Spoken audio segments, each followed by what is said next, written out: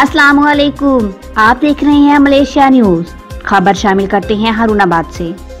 Corona virus के सबब बंद होने वाले मुल्क के तकरीबन सब शोबे खुल चुके, मगर ताहाल तालीमी इदारे बंद होने से स्कूल मालकान समेत वालिदैन परेशानी का शिकार। नॉन पैफ प्राइवेट स्कूल एसोसिएशन के सदर अहदेदारों की मुश्तरका प्रेस कॉन्फ्रेंस में हुकूमत से SOPs के तहत स्कूल खोलने का मुतालबा। वीओ नॉन पैफ प्राइवेट स्कूल एसोसिएशन हारूनाबाद अहदेदारान सदर राशफी, सीनियर नायब सदर खबीब अहमद खालिद, नायब सदर सलमान बशीर, फकीर वाली से सदर मैडम उज़मा ने मुश्तरका प्रेस कॉन्फ्रेंस करते हुए कहा है कि 14 मार्च से होने वाला लॉकडाउन तालीमी इदारों में आज तक लॉकडाउन लागू है।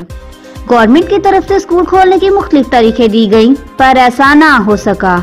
हर दफा तारीख को बढ़ा दिया जाता रहा।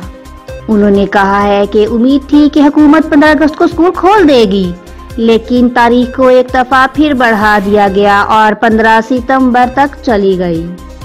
और हम प्राइवेट स्कूल्स ने गवर्नमेंट के अहकामात को मानते हुए इदारे नहीं खोले। अब जैसा कि पाकिस्तान के सभी इदारे खुल चुके हैं, पार्क खुल गए, तफरीही मकामात खुल गए, थिएटर खुल गए हैं, तालीमी इदारे अभी भी बंद हैं, जिससे बच्चों की तालीम का बहुत नुकसान हो रहा है।